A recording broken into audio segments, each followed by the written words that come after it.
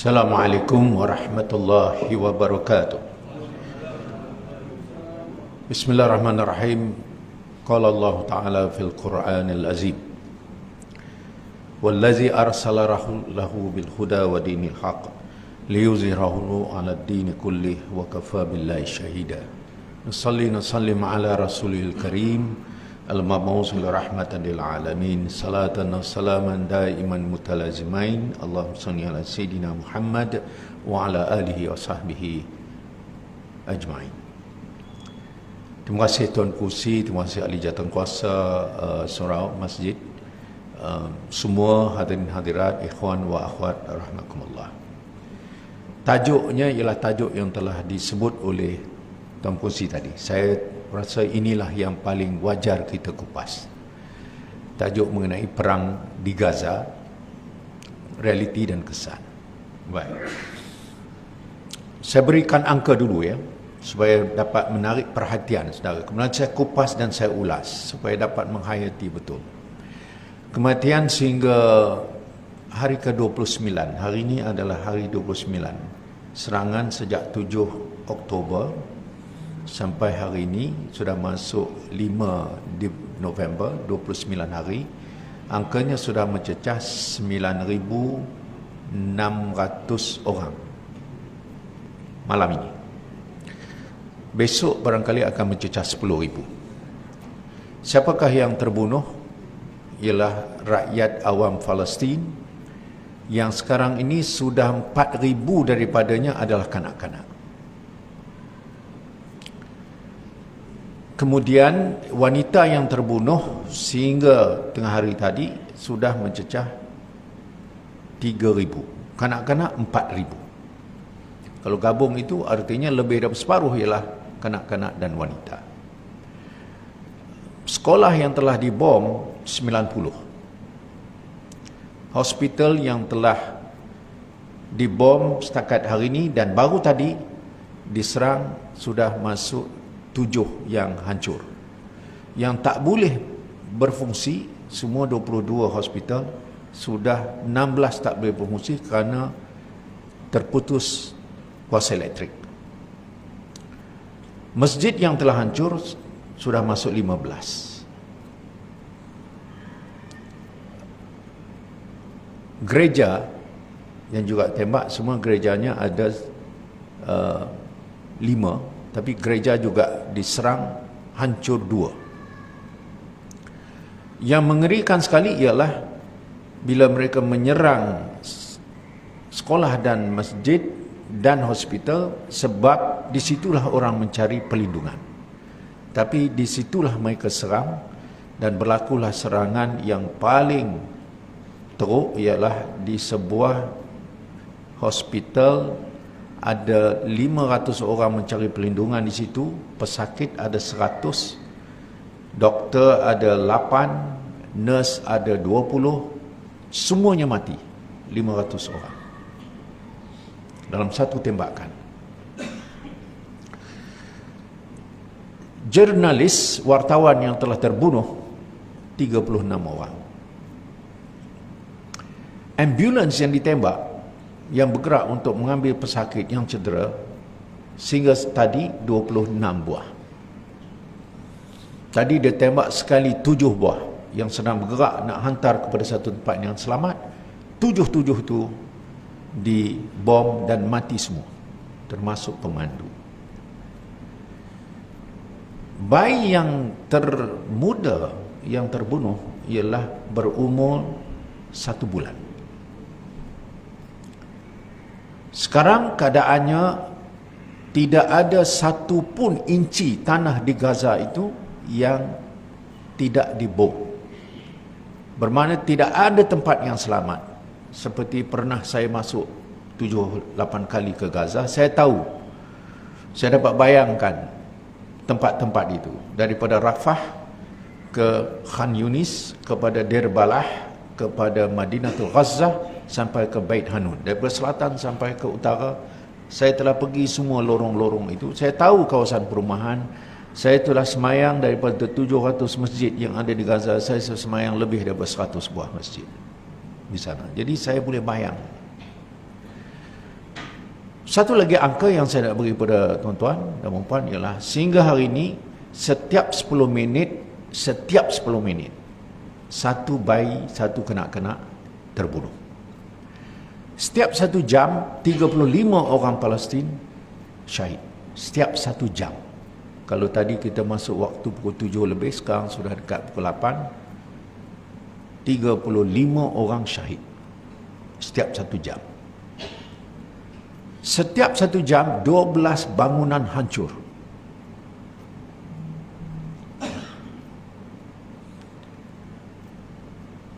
Bayangan yang angka yang saya bagi sebagai mukadimah ni untuk nak menarik perhatian tuan-tuan bahawa kita tak boleh nak bayang kita duduk macam itu ya. Pada minggu yang pertama, hari yang ke-7, tiba-tiba Israel telah mengumumkan apa yang dipanggil complete blockade. Artinya kalau blockade itu ialah orang tak boleh keluar dan orang luar tak boleh masuk ke dalam Gaza. Tapi complete blockade kali ini ialah semua bekalan air, elektrik dan juga minyak itu ditutup semuanya. Jadi berlakulah Gaza yang mempunyai penduduk 2.3 juta itu seolah-olah macam semuanya menjalani hukuman bunuh oleh Israel. Baik. Mungkin ada tambah lagi beberapa perkara angka yang saya akan beri, fakta saya beri. Mari saya mulai ulas tentang apa yang berlaku. Ya. Ada kata-kata yang dikeluarkan oleh Setiausaha Agung PBB, Antonio Guterres. Dia kata, apa yang berlaku pada 7 hari bulan Oktober apabila Hamas menyerang Gaza, kata Antonio Guterres, Setiausaha Agung PBB, bahawa ia bukan berlaku dalam kekosongan, dalam vacuum. Bermakna dia kata ini adalah rentetan daripada 75 tahun Palestin dizalimi, ditindas. Jadi perlakuan 75 tahun itu berkumpul sampailah pada saat ini orang Palestin mengatakan kita tidak boleh lagi hanya menerima serangan-serangan, kita kena serang dulu. Jadi saya nak beritahu kepada tuan-tuan dan siapa saja yang melihat dalam live FB ini, anda kena fahamnya. Kenapa kita kena faham yang berlaku sekarang, yang ada setengah orang menuduh bahawa serangan Hamas kepada Palestin, kepada Israel itu adalah tindakan bodoh. Sebab kita tahu bahawa kita selama ini tidak kuat. Jadi kalau kamu serang, serangan balas itu akan berat. Tetapi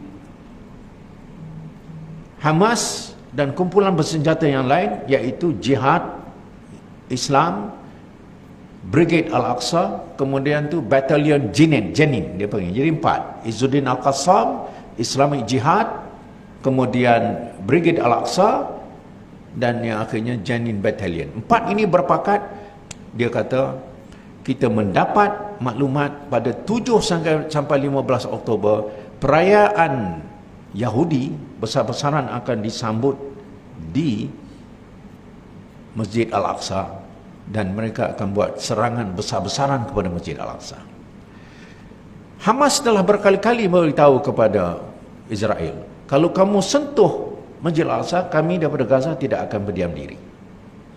Jadi, oleh kerana maklumat mereka nak serang Masjid Al-Aqsa, maka Hamas dengan kumpulan yang saya sebut tadi membuat keputusan kita serang dulu. Artinya istilahnya offensif. Selama hari ini defensif. Ya. Gaza diserang pada tahun 2008-2009. Kemudian diserang lagi tahun 2012. Kemudian diserang lagi tahun 2014. Kemudian diserangkan lagi pada tahun 2021. 4 kali serangan itu saya ada di sana. Jadi kita tahu bahawa kehancuran yang Mapim buat masjid, 3 belah masjid dibangunkan balik itu dibom pula lagi. Kita bina satu pusat anak yatim, dibom lagi. Kita membantu suatu universiti, makmalnya itu telah dibom, kita bina, dibom lagi. Jadi kalau saya duduk dalam keadaan diorang di sana, dengan saya menyaksikan benda semua yang kita banner di bom lagi. Jadi saya mengatakan, kalau saya berada di dalam keadaan di sana dan saya sebagai anggota Hamas, saya akan bersetuju. Kita jangan tunggu diserang lagi, kita harus menyerang sekarang. Jadi tindakan itulah yang dibuat pada 6.40 pagi 7 hari bulan Oktober waktu Gaza. Serangan yang dibuat itu mengkagetkan, kata orang Indonesia, atau bagi kita mengejutkan, menggamamkan. Kerana Israel tak terbayang kekuatan Hamas sebegitu besar. Ya. Dia dikepung selama 17 tahun. Tak ada barang yang boleh masuk, tak ada orang yang boleh keluar. Macam mana dia boleh bina senjata? Iaitu dia menembak 5,000 roket sampai ke Tel Aviv. Tel Aviv itu dengan Gaza 75 km. Macam mana dia boleh buat roket sampai boleh 75 km? Malah roket itu boleh pergi sampai 100 km. Mereka tergamam. Israel ada pelindung dia namanya Iron Dome. Iron Dome tu kalau roket tu sampai ke satu di udara akan dapat ditembak dan dia meletup di atas. Tapi oleh kerana 5,000 roket dia lancar serentak, Iron Dome tak boleh nak tahan dan sampai ke Tel Aviv. Dan kena dengan perumahan dan juga baret polis, baret tentera, dan mati banyak. Dalam keadaan mereka tergamam melihat roket itu bertubi-tubi, mujahidin di peringkat darat masuk. Berapa orang mujahidin? 1,200 orang. Masuk ke darat, keluar daripada Gaza, masuk dalam Israel. Mereka membunuh banyak askar Israel. Kemudian mereka menangkap 221 orang awam yang terdiri daripada 33 rakyat negara.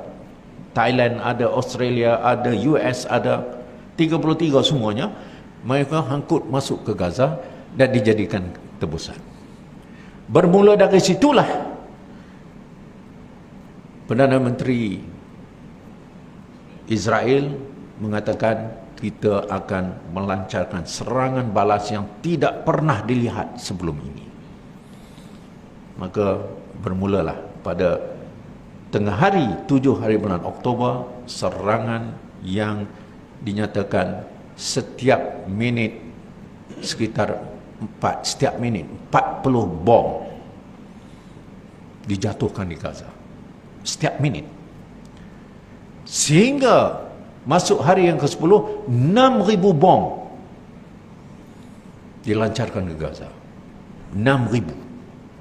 Satu bom itu 1,000 kilogram. Dan kalau dia pecah di masjid ini, radiusnya yang akan hancur ialah sekitar 1 kilometer. Kalau bom yang kekuatannya 1,000 kilogram. Dia jatuh masjid ini, artinya seluruh 1 kilometer di sekitarnya hancur. Serangan itu berlaku dengan tidak dapat kita bayangkan. Yang mati yang saya sebut angka gitu. Ya, tuan-tuan. Baik. Israel ini telah melakukan kerja ini bukan baru. Cuma kali ini serangan itu semacam tidak masuk akal. Ya. Dia telah melakukan banyak sejak 1948, Tuan Musi kata tadi. Ya. 1948, 1967, kemudian tahun 2000 sampai 2006. Serangan, tangkap, bunuh, sekatan, baik seorang budak kecil maupun orang tua, itu berlaku hampir tiap-tiap hari, terutama di Tebing Barat. Tebing Barat tu tinggal sebahagian daripada Palestin tinggal Tebing Barat dengan dia panggil Gaza Strip. Tinggal itu saja. Yang lain itu sudah diambil oleh Israel. Dan peta Palestin hilang. Yang ada, kalau tuan-tuan tengok dalam peta, yang ada Israel. Sebelum 1948, peta Israel itu ada dan ditulis peta Palestin itu ada dan ditulis Palestin. Sekarang nama Palestin hilang. Yang muncul Israel. Jadi serangan demi serangan dan kekejaman yang laku itu begitu lama dibuat oleh Israel. Maka pada 7 hari bulan itulah serangan balas dibuat. Baik tuan-tuan, macam mana Israel yang hanya ada 10 juta Yahudi dan kecil, ya, bukan besar pun. Palestin ini barangkali kurang besar daripada Selangor. Gaza dalam itu lagi kecil. Macam mana dia boleh buat kekejaman dia begini? Jadi jawapannya tidak lain tiada bukan kerana dia didukung oleh Amerika Syarikat, oleh British, oleh negara Barat. Amerika Syarikat membantu Israel setiap tahun untuk ketenteraan saja, namanya bantuan ketenteraan sebanyak 3.4 bilion USD setiap tahun. Untuk peperangan sekarang yang sedang berlaku 28 hari, 29 hari ini, dia naikkan bantuan kepada 14.6 bilion USD. Bukan saja itu, dia membekalkan, dia panggil fighter jet yang terkini, jet pejuang yang namanya F-35. Sebelum itu namanya F-16. Itu jet pejuang. Ada 100 buah. Tidak cukup dengan itu, ditambah F-35. F-35 yang paling canggih. Dan tuan-tuan, kalau Gaza itu diserang, Gaza itu panjangnya 45 km, lebarnya 17 km. Jadi jenis jet pejuang yang lalu itu hanya boleh lalu dalam tempoh 2 minit sudah lepas. Jadi bila dia serang daripada banyak arah, maka seluruh kawasan Gaza sudah tidak ada yang selamat. Kerana dia cepat. Kawasan dia kecil. Jadi dia lintas-lintas itu dia boleh drop sampai 100 bom. Dia bukan macam Syria. Syria besar. Bukan macam Iraq. Ya. Sebab Gaza tu kecil. Jadi bantuan itu sebegitu besar dan Amerika telah membuat pendirian bahawa apa yang dibuat oleh Israel itu adalah betul, iaitu dia panggil hak mempertahankan diri kerana Hamas telah serang dulu. Hamas serang dan mati 1,400 orang-orang Israel. Banyaknya adalah tentera. Civilian dikatakan mereka gagal untuk buktikan orang awam mati banyak, tapi banyak matinya adalah tentera. Dengan angka 1,400 itu, balasnya ialah dia menghancurkan seluruh Gaza. Jadi dengan sebab itulah Israel nampaknya boleh membuat apa saja yang kita dapat lihatkan. Baik. Selama 20 hari serangan itu daripada udara. Dan seperti yang saya beri angka tadi, apa yang hancur, berapa yang mati, telah saya sebut. Pada 5 hari yang lalu, masuk hari yang ke-23, 24, mereka sudah mengumpulkan, mengepung Gaza dengan 300,000 tentera Israel untuk membuat serangan darat. Yang tadi dia tembak daripada atas bagi hancur semua, sekarang masuk ke darat. Nah, angka kalau dia orang meneruskan sekarang, ini masuk hari yang ketiga serangan ke darat, dia mengepung seluruh Gaza itu. Kalau tidak dihentikan, angka kematian dijangka tidak kurang daripada 50,000 orang Gaza akan disembelih. Kerana dia masuk dengan tank dan kereta kebal, dan dia tembak apa saja yang bergerak. Jadi tuan-tuan, situasinya adalah parah kerana bantuan luar, senjata daripada Amerika, daripada British bertalu-talu masuk. Untuk menunjukkan mereka sokong Israel itu 100% tanpa syarat, pemimpin-pemimpinnya datang ke Israel untuk menyatakan sokongan. Yang datang siapa? Mula dengan kuasa besar State Secretary, iaitu Anthony Blinken. Mereka dia panggil State Secretary macam orang nombor 2 selepas Presiden. Kemudian Presidennya pula datang. Kemudian Presiden Perdana Menteri UK datang. Rishi Sunak. Kemudian datang Emmanuel Macron, Presiden Perancis datang untuk menyatakan sokongan kepada Israel. Tetapi pembunuhan dan kehancuran ini yang bertalu-talu, yang sangat dahsyat ni, telah mendapat reaksi daripada rakyat biasa. Maka hari yang kelima serangan itu, berlakulah demonstrasi besar-besaran bermula daripada Kairah, membiak ke Amman, yang turun ke jalan tak kurang daripada 50,000. Ada yang sampai 100,000. Di Tripoli, di Amman, di Beirut, kemudian membiak demonstrasi di Paris, kemudian berkembang ke Brussels, kemudian berkembang ke London, kemudian berkembang ke New York. Demonstrasinya bukan sikit-sikit, 100,000, dan di London 300,000 orang. Kemudian terus di Moskow,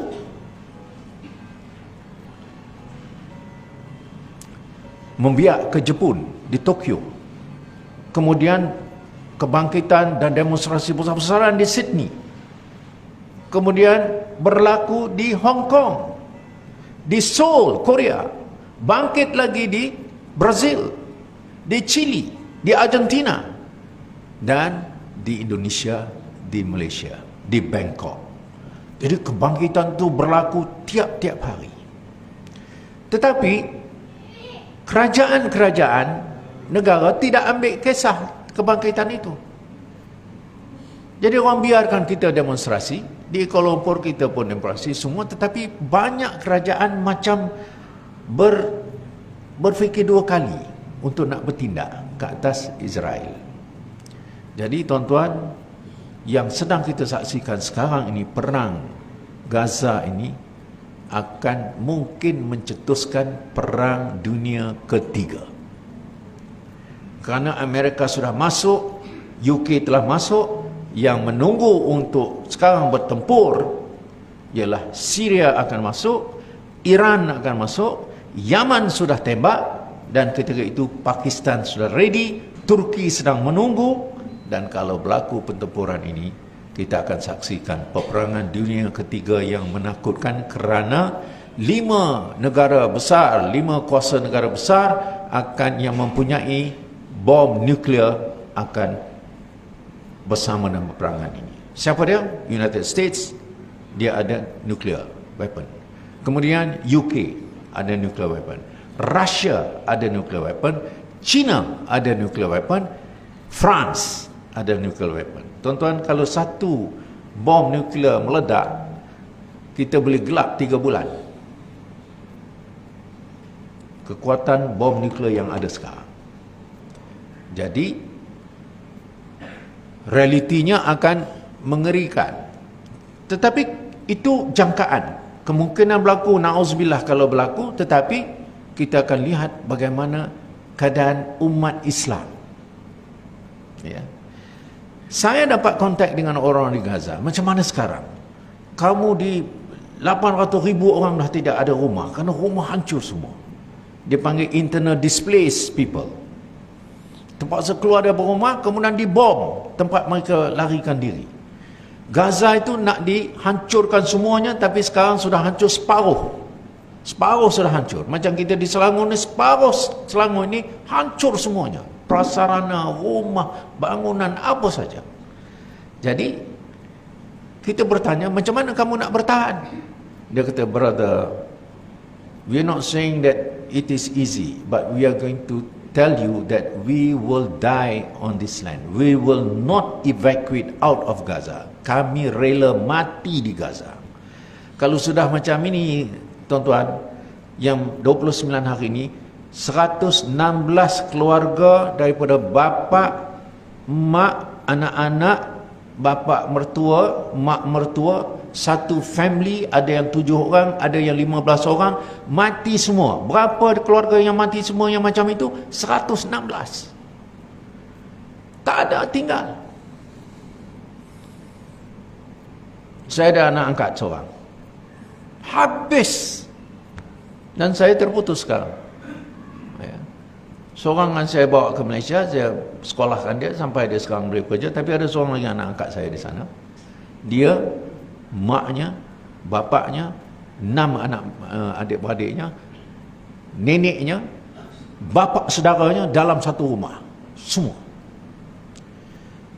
Jadi kalau begitu keadaannya, tuan-tuan, ya, kita tahulah sekarang apa yang hendak dilakukan oleh Israel tidak lain dan tak bukan ialah untuk menghancurkan seluruh Gaza, dan Gaza akan lenyap dan akan diambil alih oleh Israel sepenuhnya.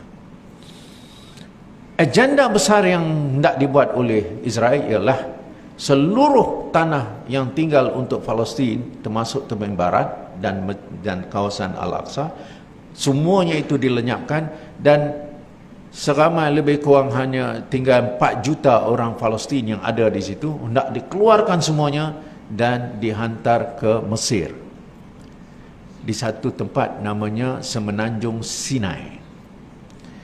Jadi Joe Biden turun dengan anggotanya untuk berbincang dengan Saudi, berbincang dengan Mesir, berbincang dengan Jordan, supaya kita wujudkan Palestin baru. Di manakah Palestin baru itu? Di Sinai. Sinai itu masuk dalam kawasan Mesir. Jadi Presiden Mesir kata ini gila. Ya. Tetapi Joe Biden kata kita sanggup bayar semua buat Palestin yang baru. Inilah sebenarnya yang mereka nak lakukan sekarang. Ya. Sebab itu bila dituntut supaya hentikan serangan ini, hentikan pembunuhan ini, Israel tidak mau ambil kisah. Dia kata kita akan selesaikan agenda ini. Baik, kalau keadaannya begitu saya telah gambarkan, tuan-tuan, ya. Saya kupaskan sedikit kenapa dunia Islam tak boleh nak buat apa-apa. Apa masalah kita? Negara Islam yang besar, yang ada kekuatan, saya boleh namakan Indonesia, Malaysia, Iran, Pakistan, Turki, Saudi, Mesir, Nigeria. Saya senaraikan ini negara Islam yang sepatutnya mempunyai kekuatan. Tapi kenapa kita tak boleh buat apa? Sebab mereka sudah menetapkan negara ini diikat dengan perjanjian dengan Amerika, terutama dalam perdagangan. Jadi banyak negara Islam tu yang bunyinya besar, yang kuat, tetapi sangat bergantung perdagangannya dengan Amerika. Jadi dengan itu kita pakat-pakat, orang kata 50-50. Kita nak betul-betul bergabung dan kita nak hantar tentera kita sendiri masuk untuk nak pertahankan Palestin. Tidak mungkin berlaku. Sebab menghantar tentera kita ke dalam itu, dia kena ada proses. Dia panggil mesti dapat UN mandate. Bukan boleh kita pergi hantar begitu saja. Dia ada syaratnya. Okey, kita jangan kira syarat itu. Kita hantar juga. Soalnya nak masuk ikut mana? Israel ataupun Palestin yang ada, tapi sekarang dipanggil Israel, dia sempadannya ada 4. Di atas, di utara, sempadannya dengan Lebanon. Kemudian ada sedikit sempadannya dengan Syria. Kemudian panjang betul sempadannya dengan Jordan. Kemudian di bawah itu dia sempadan dengan Mesir. Jordan ada masalah. Kerana dia sudah ada kedutaan Israel dalam itu, dan kedutaan Jordan ada di Israel. Mesir juga ada kedutaan Israel di Kairah. Yang boleh mungkin nak kita hantar tentera untuk bantu hanya Lebanon. Dan Lebanon dikawal oleh Hezbollah. Hezbollah dibantu oleh Iran. Jadi tuan-tuan rumit, ya. Ada orang-orang Shah Alam ni tadi.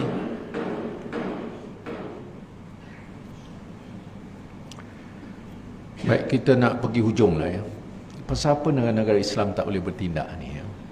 Fatwa ulama sedunia 2 hari sudah mengatakan wajib kita hantar tentera sekarang.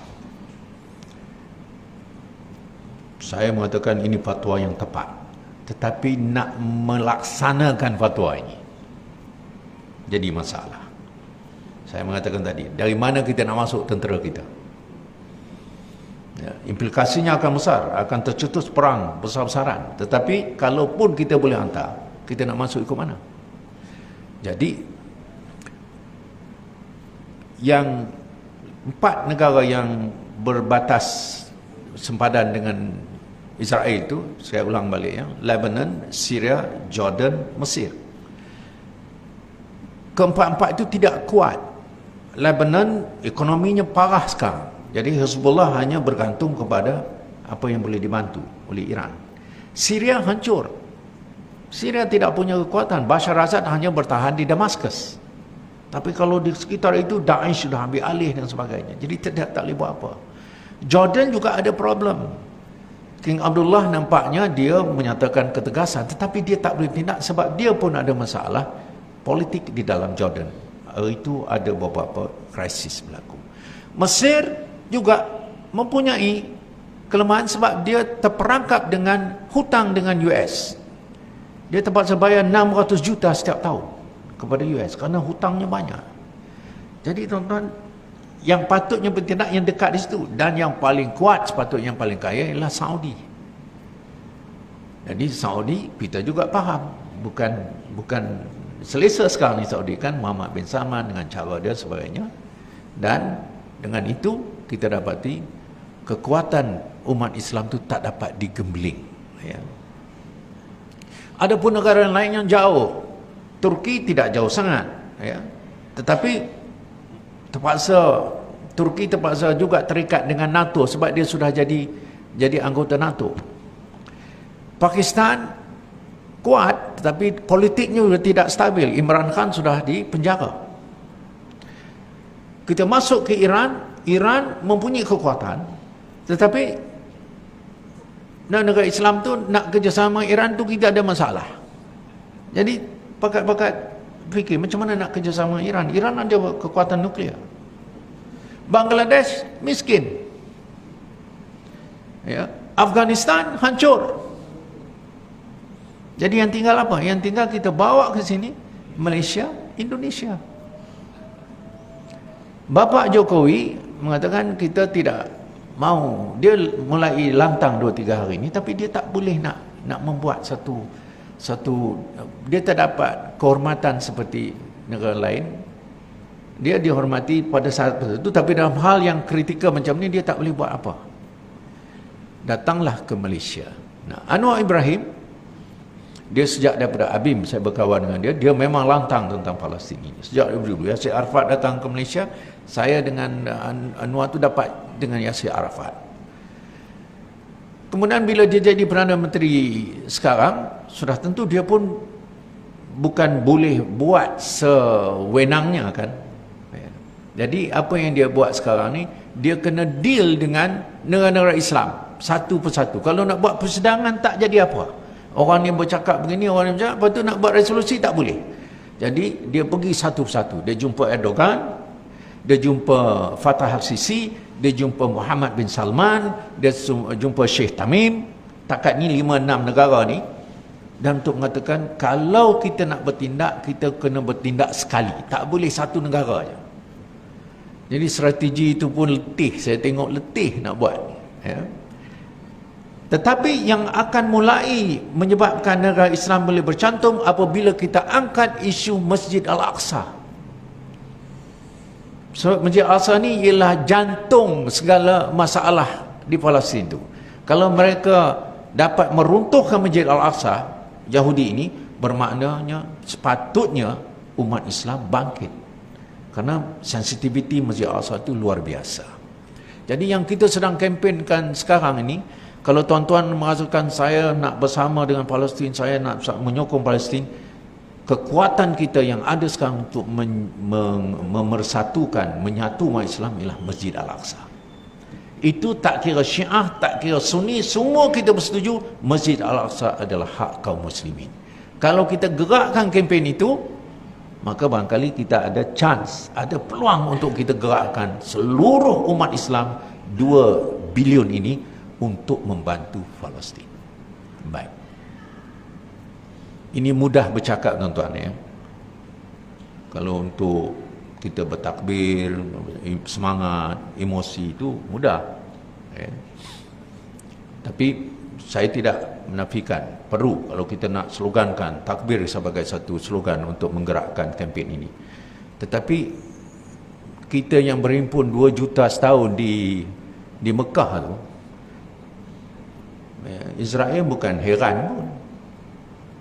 Padahalnya kita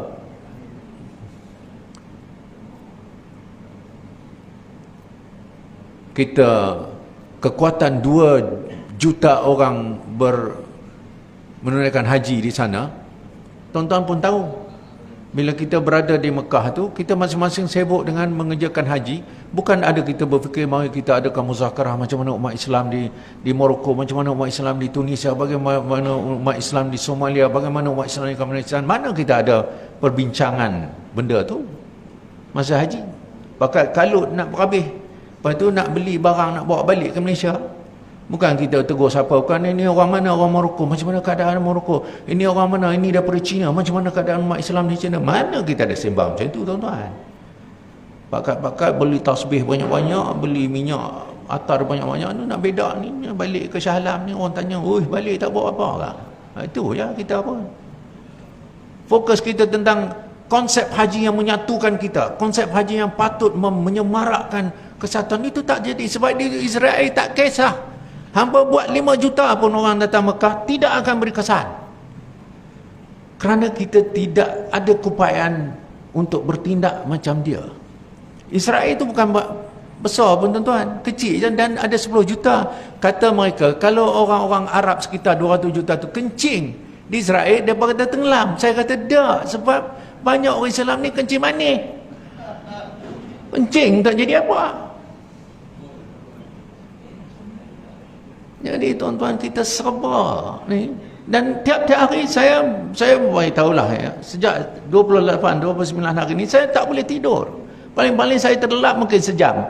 Betul bangun sebab saya tak boleh nak bayangkan hari ni mati dia sampai 1 orang. Lepas tu kejap lagi bukanya baru tambah pula 200 orang.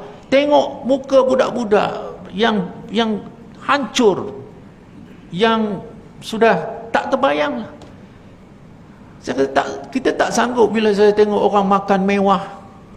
Kita semayang sangat selesa, tetapi tak sebut tentang bagaimana keadaan orang Palestin.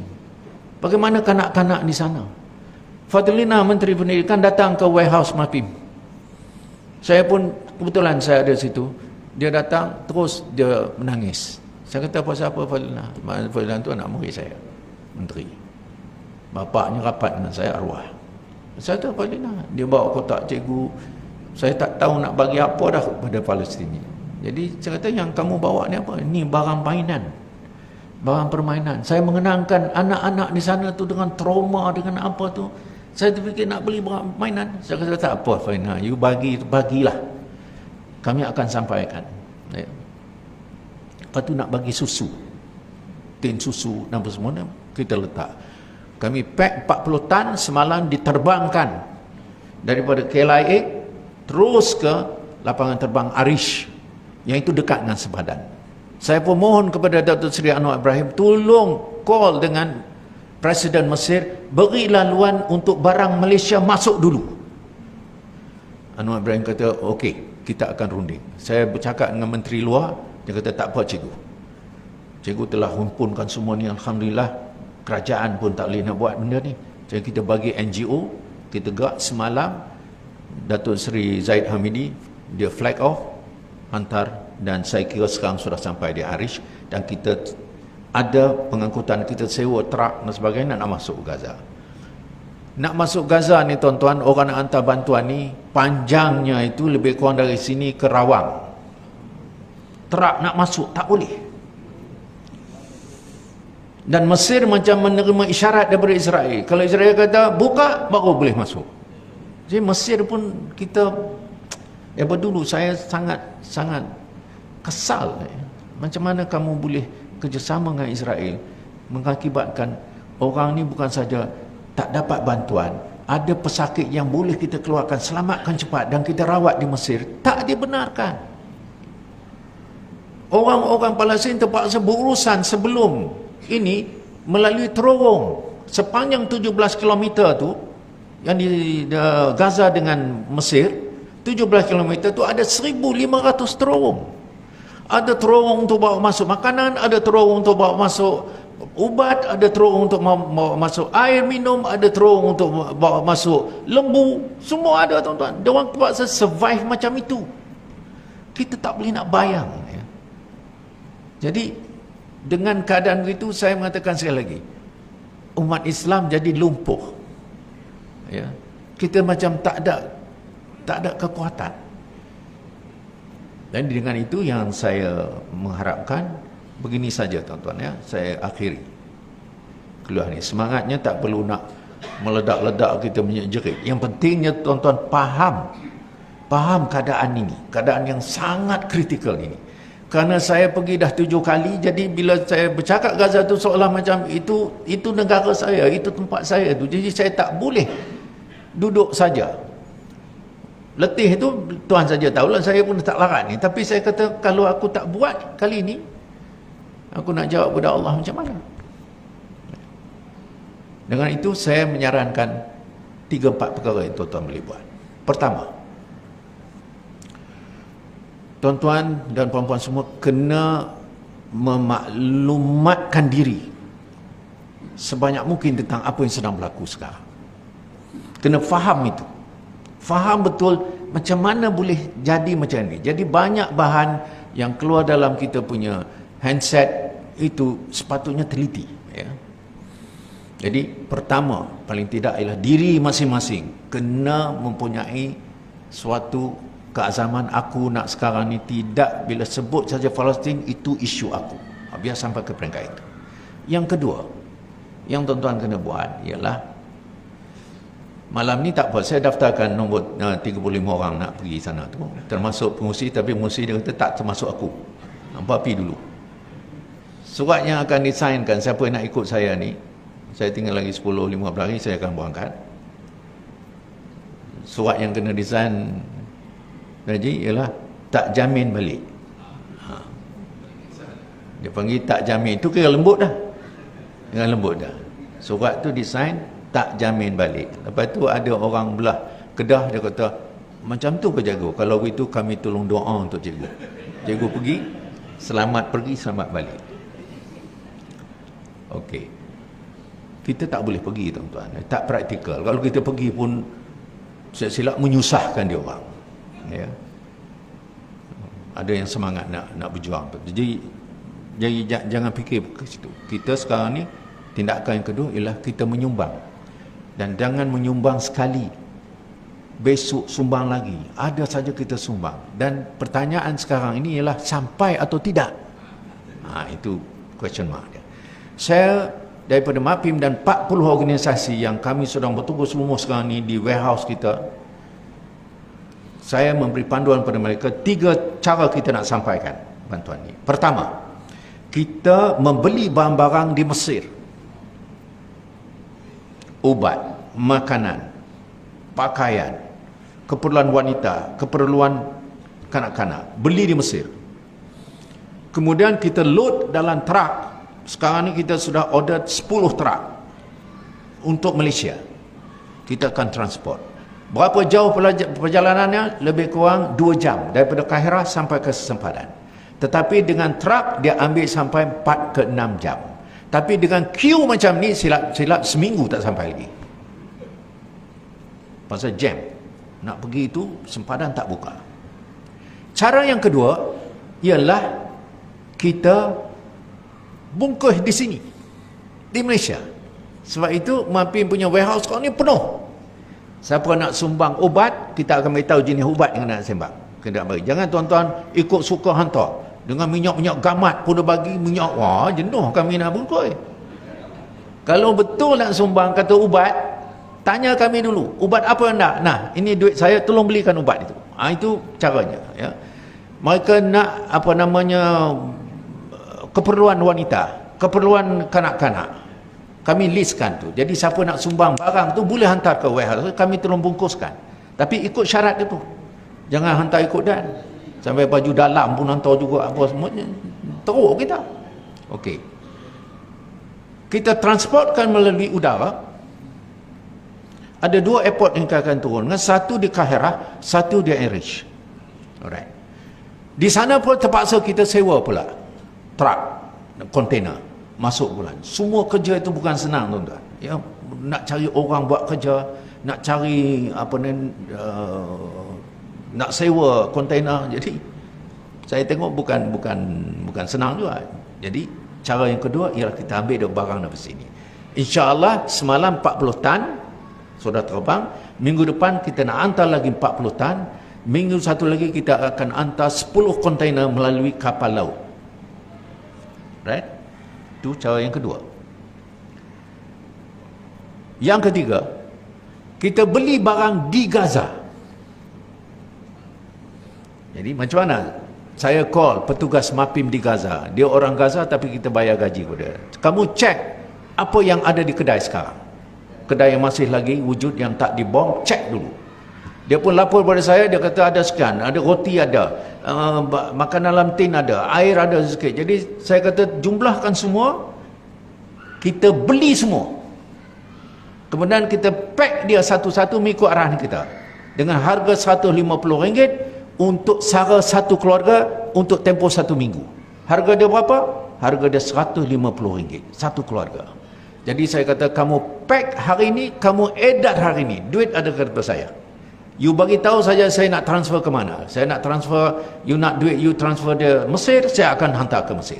You nak hantar ke Aman di Jordan, saya hantar ke Aman. Pokoknya saya sudah kutip RM5 juta, kamu edar sekarang. Jadi dia tak tunggu benda tu sampai.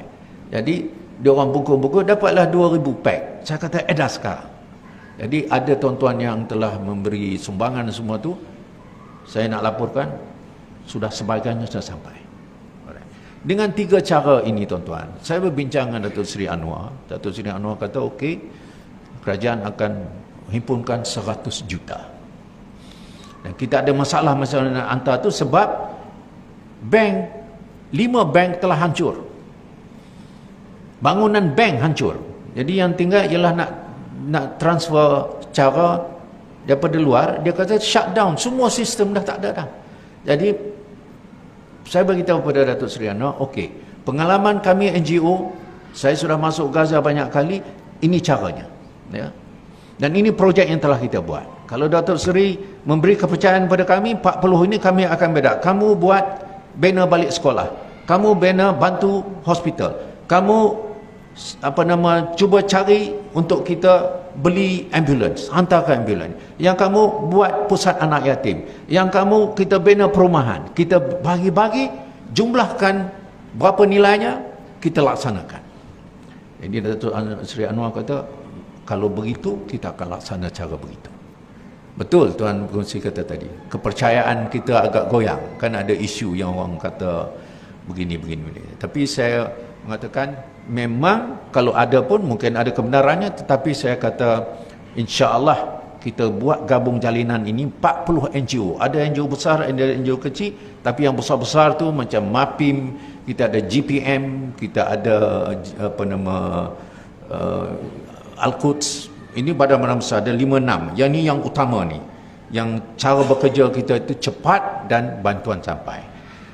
Jadi sumbang tuan-tuan, kita boleh ni. Siapa nak buat sukarelawan untuk pergi pack di kita punya godown, pergi sana tanya, beritahu bila yang saya boleh dijadualkan untuk bantu untuk kita buat packaging. Setiap hari yang membuat sukarelawan di sana tak kurang 100 orang di warehouse kita tu. Kita ikut shift. Jadi tuan-tuan akan berasa kurang-kurangnya saya buat kerja sikit, ya. Jadi itu yang kedua. Yang ketiga sudah tentu tidak lain tidak bukan tuan-tuan, mari kita jadikan perjuangan Palestin ini perjuangan kita. Ini perjuangan kita. Jangan fikir ini perjuangan Palestin, Arab, orang Arab. Tidak. Ini perjuangan kita.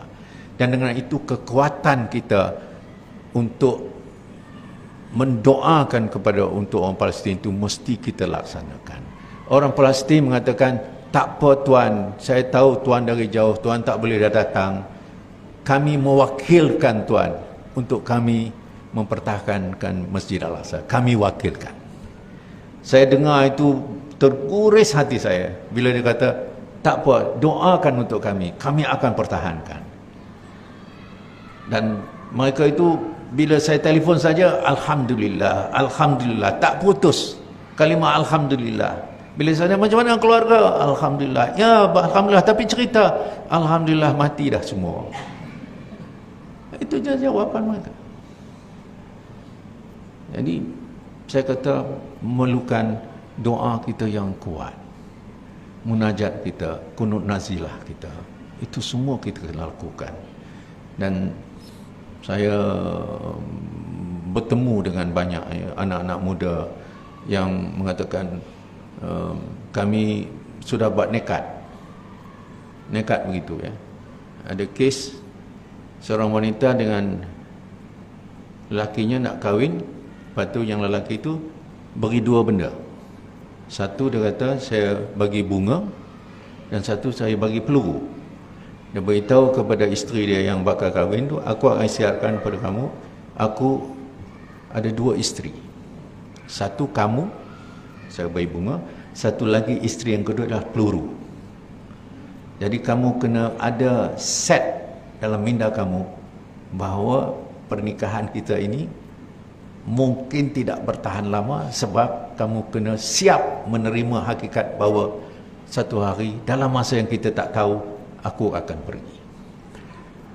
Anak-anak di sana sudah yang kecil-kecil umur 12 tahun, sudah dalam 28 hari ini sudah beritahu pada mak bapak dia, jangan risau, kita semua akan mati, kita semua akan menghadap Allah, dan ibu-ibu siaplah, kalau kami mati dulu, jangan risau, kita akan bertemu di syurga. Kalimah itu saja yang mereka bincang sesama mereka, anak beranak, adik-beradik.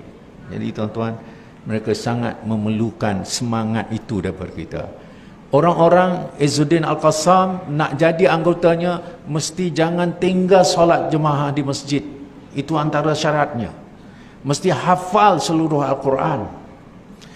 Mesti dapat reda ibu dan bapa supaya kami boleh masuk Izzuddin Al-Qassam. Jadi kualiti mereka itu luar biasa, tuan-tuan. Luar biasa. Jadi dengan semangat itulah, dan saya nak uraikan terlalu panjang, cukup bahan ini untuk masjid dan surau kita sini, jadikan nekat gitu ya. Jadi kita bawalah bendera ini supaya surau kita ni lekatlah 3-4 bendera ini, dan kalau di rumah masing-masing ingin juga supaya selalu teringat tentang Palestin setiap hari, lekat di gate masing-masing ya. Kemudian sumbangan itu kami serahkan kepada pihak, dan kami tak kisah kalau bagi pada orang lain tu silakan, yang penting benda tu mesti sampai ya. Tapi projek yang kami buat ni sedang berjalan sekarang.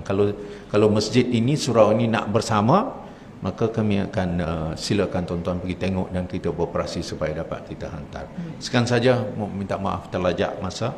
Saya dipahamkan ada sedikit penggambaran yang dibuat, saya serah kepada Haji Badar. Sekian, wabillahi taufiq wal hidayah. Assalamualaikum warahmatullahi wabarakatuh.